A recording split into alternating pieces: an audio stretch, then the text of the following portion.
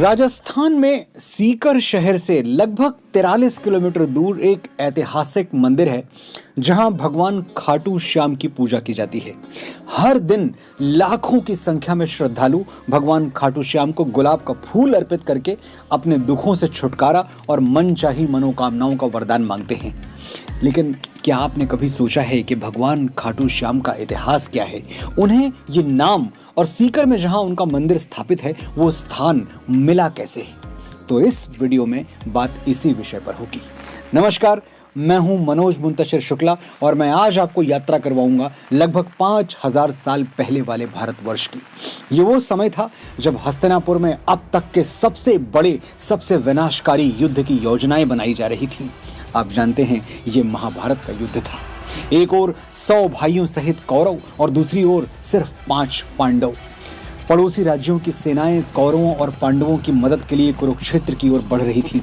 सैनिकों की पगधूल से आकाश का रंग बदल रहा था। चारों ओर योद्धाओं की वीरता के किस्से पढ़े जा रहे थे और रात के सन्नाटे में कान लगाने पर मृत्यु का शोर सुनाई पड़ रहा था। दोनों दल अपनी अपनी जीत के प्रति आश्वस्त दिख रहे थे। लेकिन इसी बीच हस्तिनापुर में एक ऐसे योद्धा का प्रवेश हुआ जिसका नाम सुन के कौरव और पांडव दोनों के कलेजे कांप उठे। उस योद्धा का नाम था बर्बरीक, महारथी बर्बरीक।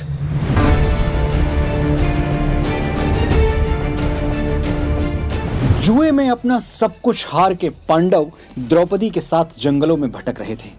कारण था 12 बरस का वनवास और 1 साल का अज्ञातवास। वनवास काल में ही एक दिन महाबली भीम की मुलाकात हिडिंब राक्षस की बेटी हिडिंबा से हुई। दोनों में प्रेम हुआ और फिर विवाह। वनवास के दिनों में ही हिडिंबा ने एक बेटे को जन्म दिया। नाम रखा गया घटोत्कच। घटोत्कच जब बड़े हुए तो उनका विवाह हुआ दैत्यराज मूर की बेटी मोरवी से।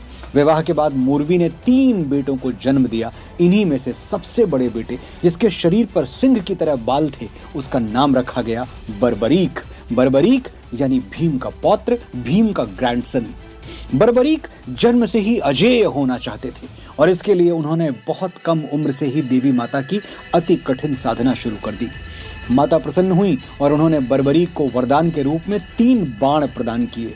ऐसे बाण जो पल भर में समूची सेनाओं का संहार कर सकते थे, गरजते सागर को सुखा सकते थे और इस धरती को जिधर चाहें उलट पलट सकते थे। बर्बरीक अपनी साधना से लौटे तो उन्हें महाभारत युद्ध की जानकारी मिली। बर्बरीक ने संकल्प लिया कि वो इस युद्ध में उसी सेना की ओर से लड़ेंगे जो कमजोर होगी। यही संकल्प कौरवों और पांडवों दोनों के लिए चिंता का सबसे बड़ा कारण बन गया। बर्बरीक अजेय हैं, ये सब जानते थे। वो पांडवों की ओर से धनुष उठाएंगे तो कौरवों का समूल विनाश तय है और अगर कौरवों को कमजोर समझ के उनकी तरफ चले गए तो पांडवों को परमेश्वर भी नहीं बचा पाएंगे। पांडवों ने अपनी चिंता भगवान श्री कृष्ण को बताई और श्री कृष्ण ने बर्बरीक की शक्ति को परखने का निर्णय लिया।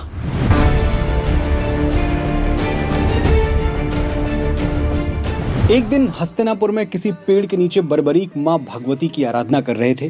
तभी वहां भगवान श्री कृष्ण का आगमन हुआ। बर्बरीक ने श्री कृष्ण को प्रणाम किया। वासुदेव ने बर्बरीक का अभिवादन स्वीकार किया और कहा, बर्बरीक, देवी मां ने तुम्हें जो 3 अचूक अमोघ बाण दिए हैं उनकी बड़ी चर्चा सुनी है, आज दिखाओ तो सही। बर्बरीक ने बड़े उत्साह के साथ श्री कृष्ण को देवी मां के दिए 3 बाण दिखाए। कृष्ण ने पूछा, ये बाण काम कैसे करते हैं? बर्बरीक ने बताया, प्रभु, पहला बाण अपने सारे लक्ष्यों को इकट्ठा करता है और दूसरा इकट्ठे किए हुए सारे टारगेट्स को एक ही साथ भेद देता है। श्री कृष्ण ने बड़ी उत्सुकता से फिर पूछा, और तीसरा? बर्बरीक मुस्कुराए और बोले, प्रभु, उसे चलाने की कभी नौबत ही नहीं आएगी। श्री कृष्ण बर्बरीक की बातों से खुश भी थे और आश्चर्यचकित भी। उन्होंने एक पेड़ की ओर इशारा करते हुए बर्बरीक से कहा, ठीक है, मान लो ये पेड़ दुश्मन की सेना है और इसका हर पत्ता एक सैनिक है। तुम्हें यह सेना समाप्त करनी है, करके दिखाओ। बर्बरीक ने श्री कृष्ण को नमन किया और धनुष पर पहला बाण चढ़ाया। पहले बाण ने पेड़ के सभी पत्तों पर एक निशान लगा दिया, एक मार्क। इसके बाद दूसरे ने पलक झपकते ही सारे के सारे पत्तों को एक साथ भेद दिया और वही बाण भगवान वासुदेव के एक पैर में जा लगा। श्री कृष्ण के पैर में तीर लगा देखा तो बर्बरीक घबरा उठे और हाथ जोड़कर वासुदेव से क्षमा मांगने लगे। भगवान श्री कृष्ण मुस्कुराए और उन्होंने बर्बरीक को बताया, मैं तुम्हारी परीक्षा ले रहा था बर्बरीक। दरअसल जब तुमने पहला बाण चलाया तो मैंने उसी समय पेड़ का एक पत्ता अपने पैर के नीचे दबा लिया था। मैं देखना चाहता था कि तुम्हारे बाण से बचने का कोई तरीका है भी या नहीं।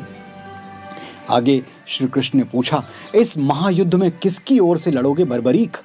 बर्बरीक ने कहा, प्रभु, जो सेना कमजोर होगी मैं उसकी ओर से लड़ूंगा, यही मेरा संकल्प है। श्री कृष्ण ने बर्बरीक को समझाया, ऐसे तो तुम अपने ही वचन में फंस जाओगे। मान लो आज तुम्हें पांडव कमजोर लग रहे हैं तो तुम पांडवों की ओर से लड़ोगे, लेकिन कल तुम्हारी ही शक्ति कौरवों को कमजोर बना देगी तो वचन के अनुसार तुम्हें कौरवों की ओर से लड़ना पड़ेगा। और ये क्रम तब तक चलता रहेगा जब तक तुम्हारे सिवाय सारे के सारे कौरव या पांडव समाप्त नहीं हो जाएंगे।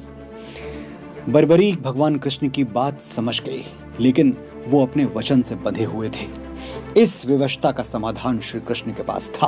उन्होंने बर्बरीक को समझाया कि वो इस युद्ध में भाग ही न लें तो उनका वचन भी नहीं टूटेगा और उन्हें धर्म संकट से मुक्ति भी मिल जाएगी। लेकिन दुर्भाग्यवश बर्बरीक नहीं माने। अंत में श्री कृष्ण ने कहा, अब तो एक ही राह शेष रह गई है बर्बरीक। बर्बरीक बोले, भगवान, आप मेरे मार्गदर्शक हैं और शास्त्रों के अनुसार मार्गदर्शक हमारा पहला गुरु होता है। श्री कृष्ण ने कहा, तो फिर तुम्हें गुरु दक्षिणा देनी पड़ेगी।